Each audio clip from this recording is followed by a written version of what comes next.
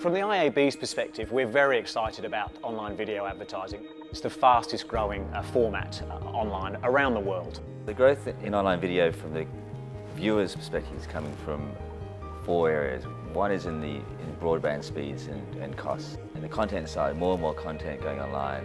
35 minutes of video, YouTube videos uploaded every minute. The online advertising industry is forecast to be around about 3.8 billion by 2014. Now, about 5% of that is predicted to be online video, so you're looking at a $200 million industry in Australia. There's always a pushback from clients when you don't have evidence and case studies that prove the efficacy. Obviously, with online video being so new, there aren't the level of case studies and there isn't the understanding that there is in TV. We know that video advertising works. What we need to be able to do better is measure that. I think VAS compliance is a real good step in the right direction in the online video space. Reach and frequency is only really a means to an end. If we can take out things like reach and awareness and go straight to sales, it's a much more robust and ROI-driven metric.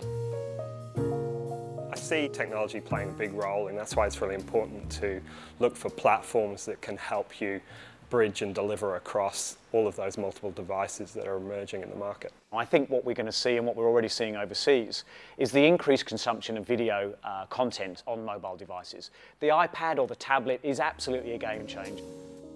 It's our view that pre-roll advertising is the most effective and best way of online video advertising, simply because online pre-roll is the most like TV as you could possibly get. The emergence of in-stream and VAST and VPaid bring with them a lot of really exciting new formats like hot spotting and interactive skins. I think interactive video formats are extremely important because it really starts using the online medium in the way that we should be using it. Brands are able to engage with consumers in a completely different way.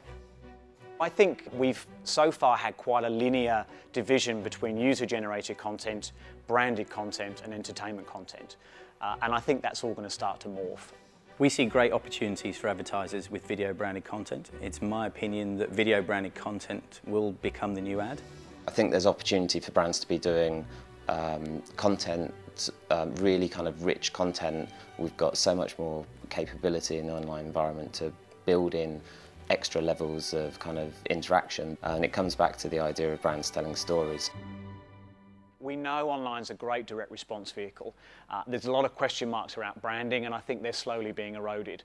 And one of the greatest erosions is the ability for advertisers now to complement their television or their broadcast advertising with online. We're finding more ways to differentiate and work with TV audiences. In certain products and certain audiences, TV will always play the lead role, but for certain programs and products, we're increasingly understanding that partnerships with online and video providers will provide more reach for us than the traditional TV environment. We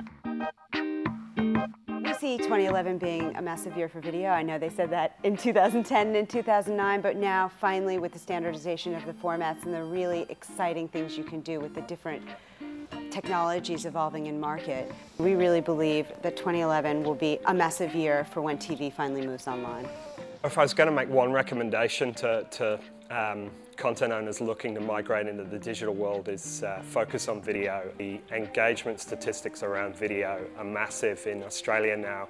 I think there's over 80% of the internet population in Australia is looking at video online video on a weekly basis. That's a huge market that you need to pay attention to. My hope would be that as we progress, television develops the same targeting capabilities as there are within online, because I think the future of indeed the future of all broadcast media is individual messages. The opportunities for consumers to receive really highly targeted, relevant advertising and great value propositions are fantastic for the consumer, they're great for the advertiser, and they're great for the publisher or the network. It's one of the rare instances in the advertising ecosystem where you truly get a win-win-win.